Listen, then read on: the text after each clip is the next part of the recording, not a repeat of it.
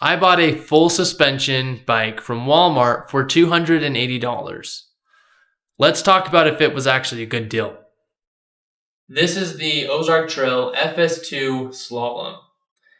It normally retails for $498. I was able to buy it for $280 because it had been previously purchased, ridden, crashed, and then returned to Walmart. I figured that it would be a good bike for a good price, and so I didn't want to pass it up, and it would be an opportunity to look more into these budget bikes that I believe offer a great starting point for people that want to get into the sport without breaking the bank. So let's talk about the frame really quick. I'm not the best person ever to talk about all the different things about the frame that make it good, but just in general, looking at it, you can tell that it's got good modern geometry. It's got a 65-degree head tube angle, so fairly slack head tube angle. I believe the seat tube angle is around 73 degrees. And it's got 120 millimeters of travel in the front, 100 millimeters of travel in the rear. And the welds on it, I'm not someone that can speak about welds. I can't tell you about that. But it's a pretty solid frame for the price that you're paying for the bike. Talking about suspension here, you get 120 millimeters of travel here in the front. It's just a basic SR Suntour XM30 fork, nothing too fancy, but it's enough to get you out and riding on the trails. Here in the rear, you have a Exaform coil shock, and it is stiff. The coil on this is rated for 850 pounds, so it takes a lot to try and get any amount of travel out of this bike. It actually minimizes the travel quite a bit. Now, earlier I said that you get roughly 100 millimeters of travel from the rear. With this shock on, you're lucky to even get 50. It takes a lot of abuse to get this coil shock to work like it should. It does have rebound adjustment, although with how stiff the shock is on its own, it feels like the rebound does nothing. For the drivetrain on this bike, they went with a Shimano Q's. This is a 1x9 drivetrain on this bike, and it gives you an 11 to 46 tooth cassette. The shifting with this is really smooth, and it works great. A lot of people were surprised when Walmart went with the Shimano Q's because they felt that it was a low-end Shimano drivetrain.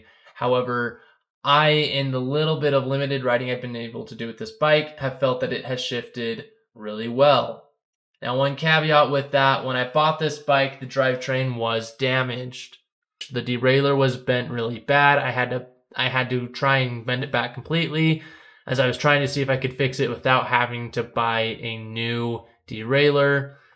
I did succeed, but barely. I'm able to get it to shift through all of the gears. It's not perfectly smooth right now due to the damage that was on the derailleur.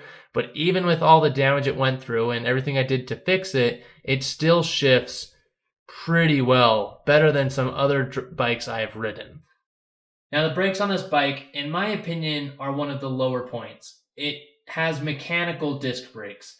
Although disc brakes are better than V-brakes, mechanical disc brakes, in my opinion, just aren't quite enough for some heavy mountain biking or even moderate mountain biking. These brakes do work good enough. They'll bring you to a stop, but if you're going fast downhill, they just might not work. I do think that this might be one of the best upgrades you can do to the bike right out of the box, is giving it hydraulic disc brakes. These ones have an okay amount of bite. The rotors seem to work fine, but I just don't think they're quite good enough for true mountain biking. The wheels that come on this bike are one of the positives, in my opinion.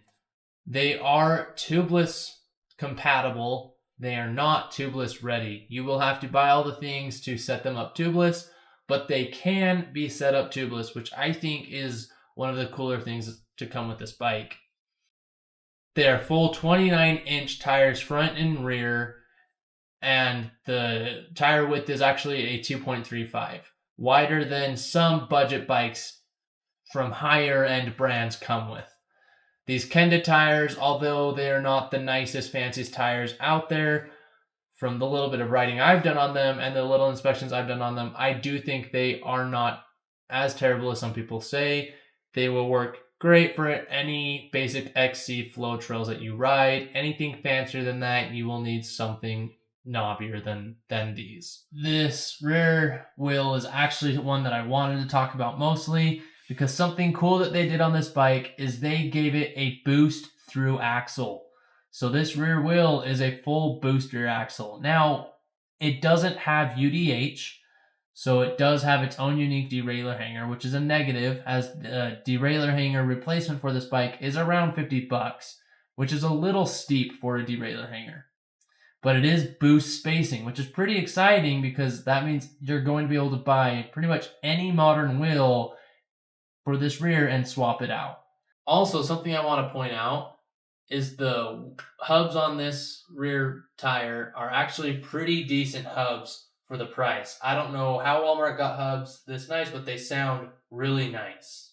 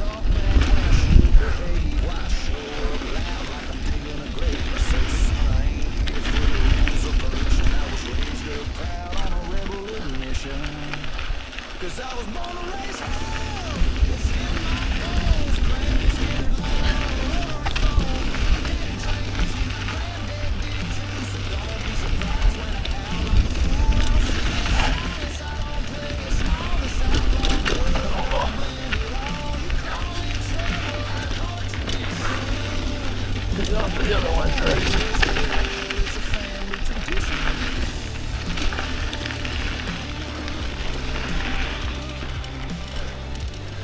Oh, good, hey. Alrighty. Hey, nice season.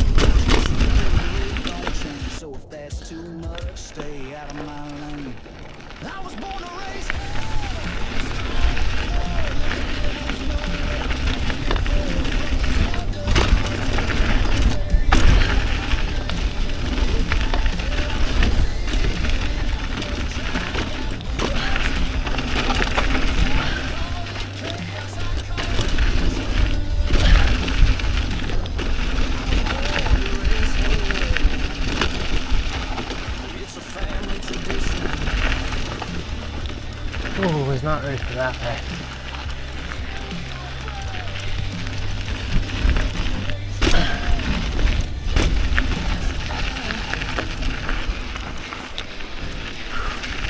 These runs are tricky.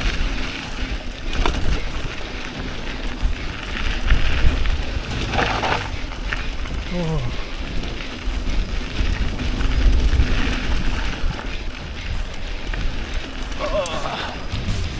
I think this is where I need to come tonight. These are good trails.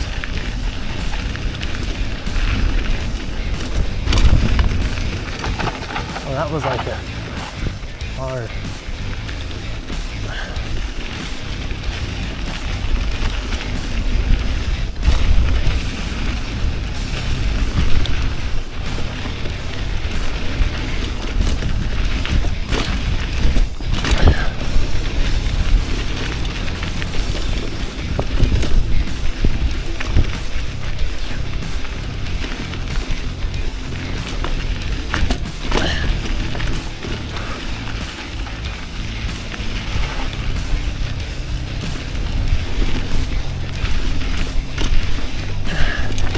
Didn't hit that one.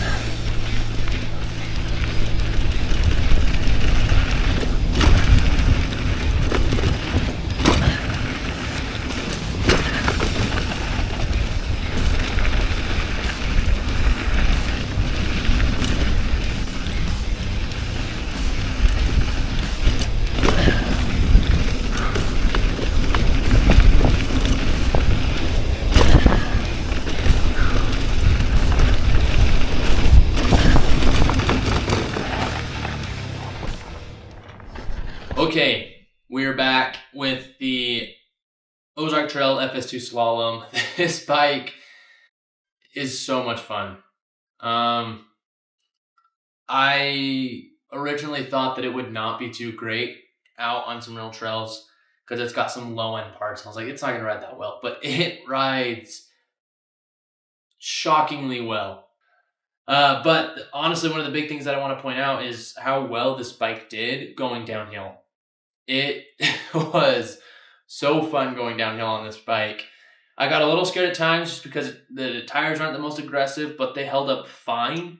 Climbing on this bike, I don't really have any complaints about climbing. I was up in the highest gear, the largest cog multiple times on those climbs, but I also was able to shift down one to still have a little bit of extra gearage if I needed it there. So it did as good as you would hope for it to do on the climbs. It wasn't just an amazing beast on the uphills, but it did climb good enough. My entire mentality about this bike changed. I don't think anyone should be ashamed buying one of these bikes, and honestly, if you have one, ride it with pride. These things are so great. They're such a good deal for the amount of bike that you get. This is the way to do it. Get on this bike. You can upgrade later. I know people are going to say, well, if you're upgrading, it's not worth it. Don't listen to them. Upgrade later if that's what you want to do. Buy this bike, have some fun, get out on the trails. That's what's most important. Thanks for sticking around for the whole video, and come back to watch some more. Beast of a bike. I'm so shook.